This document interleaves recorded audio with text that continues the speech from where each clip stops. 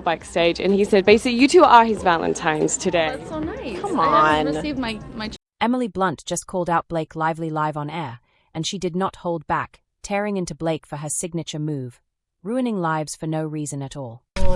Do you remember what you were laughing about? I think I was worried that she was flashing her vagina. By now, it feels like ruining lives is just a side hustle for Blake Lively.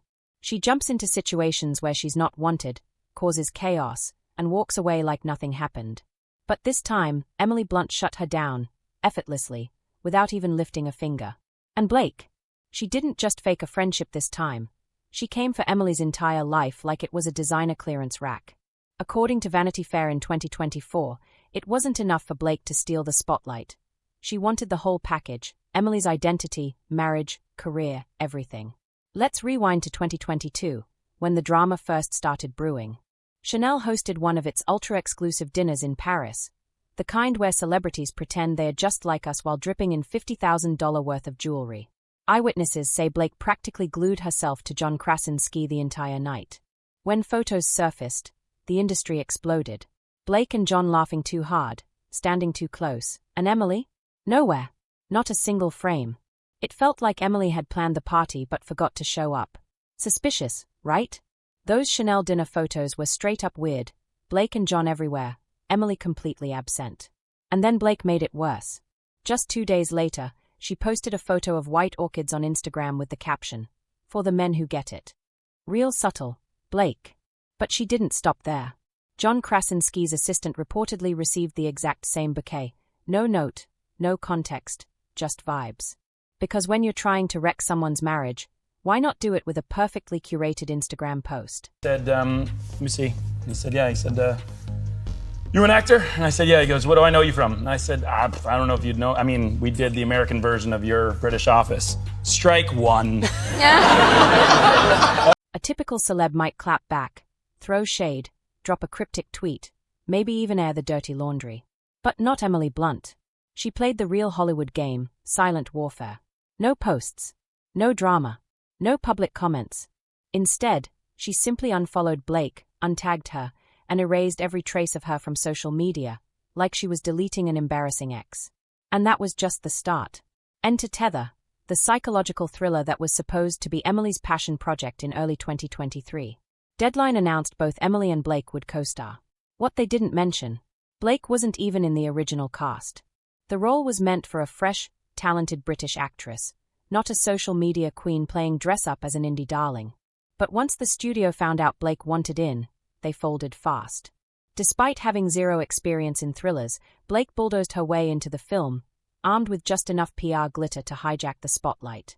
She showed up late to the first table read, not fashionably late, just plain disrespectful, and immediately started complaining about wardrobe. Reminder, this was a dark thriller, not a red carpet event. And she didn't stop there. Blake pushed to rewrite her character, originally a clear-cut villain, into someone emotionally misunderstood.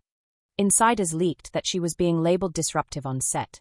And the cherry on top, she kept trying to charm the director, who, awkwardly, happens to be a close friend of John Krasinski, by constantly mentioning how she and John share the same sense of humor. Because nothing says trust me with your film like cozying up to the husband of the woman you just tried to erase. Show. The UK version. I was like, I get it. And then he said, who are you visiting? I said, my wife. And he said, is she an actress? And I said, yeah. He said, would I know her? I said, I don't know. And he said, what's her name? And I said, Emily Blunt, as he was writing something. And he went, you? You? Yeah, and he goes, all right, get out of here. Just when you thought things couldn't get messier, Blake Lively decided to turn the Tether set into her own personal therapy session. There was a pivotal monologue planned, something restrained, powerful, and deeply emotional without being dramatic. But of course, Blake did the exact opposite. She broke down sobbing, over a line that wasn't even hers. Then, for reasons no one understood, she hurled a prop chair across the set like she was auditioning for a Bravo reunion meltdown. And just to top it off, in the middle of the take, she started accusing Emily's character of gaslighting her. No rehearsal. No warning. Just full-blown chaos. Meanwhile, Emily Blunt, she didn't flinch, didn't blink, didn't even breathe differently. Ice Queen energy. Calm, collected, and completely untouchable. After that stunt, the murmurs started. Crew members began seriously questioning Blake's emotional stability. I mean, who throws a tantrum mid-scene and still thinks they're the main character? Girls drive here together. Did you get ready together? We did drive here together. She's my chauffeur. Did she come and pick her We up? took an Uber. No, we took an Uber. Yeah. I just spoke to Michael backstage, and he said basically you two are his Valentines today. That's so nice. But wait, Blake wasn't done wrecking the film just yet. After hijacking a key scene and turning it into an unscripted breakdown, she made a wild demand: her own personal editor. Not a script doctor. Not a creative consultant. A full-time editor whose only job was to clean up Blake's chaotic performances and piece together something even remotely usable. How long did that editor last? 3 days. Then they quit and signed an NDA, probably to protect their sanity. And the damage wasn't just emotional, it was financial. Blake's behind-the-scenes drama caused production costs to spike by a whopping 22%. That's like torching a Louis Vuitton just because you didn't like the stitching. Even after all that, Blake acted shocked when the industry stopped treating her like a rising star and started labeling her a liability.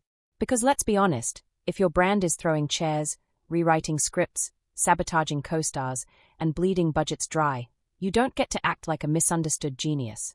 Fast forward to April 2023, the first official teaser for Tether drops. And guess what? Blake's not in it. Not a frame. Every press photo, every teaser, every article. It's Emily Blunt, front and center.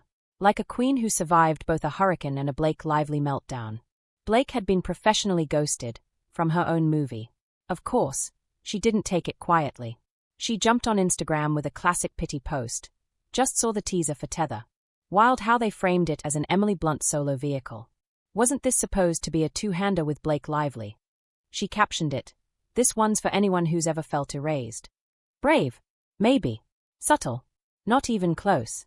But the internet wasn't buying it. The comments lit her up. Girl, you erased the script. Maybe if you didn't throw chairs, you'd still be on the posters. Brutal doesn't even cover it. Meanwhile, Emily Blunt was casually out here dropping quotes sharp enough to slice diamonds. At the BAFTAs, when asked about the drama, she coolly replied, "You don't need to talk over people when you've already outlasted them." No shade. No drama. Just a surgical strike of truth. And Blake's PR team? They panicked. Leaked messages showed them begging for equal promo coverage, practically demanding Blake be reinserted into the Tether narrative. Nobody responded. The emails sat unopened, like spam from a fake Gucci giveaway. You'd think Blake would take the hint and disappear under a designer rock. But nope. She was just getting started. When Blake Lively got iced out of Tether's Can debut, she didn't take the L quietly. Instead, she staged a full-blown PR stunt, hosting a low-budget screening party in New York City packed with random Instagram influencers and clout chasers. It was giving desperation, not premiere night. Critics didn't even pretend to care. Variety called Emily Blunt's performance brutally restrained, and said that casting anyone else would have been a disaster. The Hollywood Reporter tore Blake apart, saying the film was carried solely by Emily, while Blake added absolutely nothing except. Might have been something to do with that. Zendaya doesn't look very happy, though, with her. Drama and a bloated budget. Savage. An IndieWire. They straight up mocked her for ever being cast at all. Thank God for second chances. At that point, it wasn't just gossip, it was fact. Blake wasn't being excluded quietly anymore. She was being dragged, by critics, by insiders, by the industry itself. Blake tried to spin the narrative, playing the wounded hero, posting glam selfies with captions about lost invites and begging the algorithm for sympathy. Meanwhile, Emily was off living her best life in France, sipping wine and dodging drama like a seasoned pro. And through all of it, Emily never cracked. No passive-aggressive tweets. No Instagram sob stories. No public breakdowns. Just stone-cold, silent dominance. Blake wanted the spotlight so badly, she was willing to burn down the house to get it. But in Hollywood, the spotlight is a mirror. And when the smoke clears, all you're left with is the wreckage and the reflection of the chaos you caused. There's something oddly beautiful about watching a fake friendship implode in real time, especially when one side is clout chasing so hard, you can see the desperation dripping off their $5,000 outfit. Flashback to 2018. Fashion Week. The red flag was already waving. I was worried that she was flashing. Picture it, 2018 New York Fashion Week. Michael Kors show. Emily Blunt and Blake Lively seated side by side, smiling for the cameras, pretending to be besties. Zendaya was next to them, clearly trying to teleport herself out of there. It was awkward. Painfully so.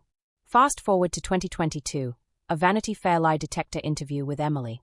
That's when she finally let the truth slip.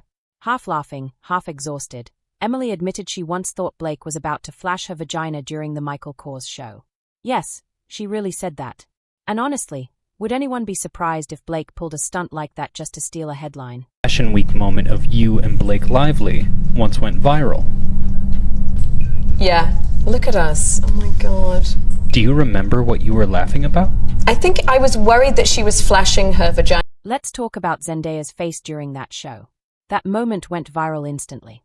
While Blake and Emily giggled like two teens passing notes in class, Zendaya sat there with the expression of someone trapped on a flight next to a crying baby. Pure second-hand embarrassment. Twitter lit up. Later, Zendaya tried to walk it back, tweeting that she was just focused on the runway. Cute try. But the internet had already made up its mind. Everyone saw the same thing. Blake trying way too hard to steal the spotlight in a room full of actual stars. And just when you think the Blake plus Emily saga can't go any deeper, rewind to Valentine's Day 2018. Emily was doing a light-hearted interview when someone asked her about her V-Day plans. Her response? I'm planning to crash Blake and Ryan's date night. Back then, it sounded like a cheeky inside joke. Looking at it now, it reads like another breadcrumb in the story of a friendship that was way messier than it ever looked on the surface.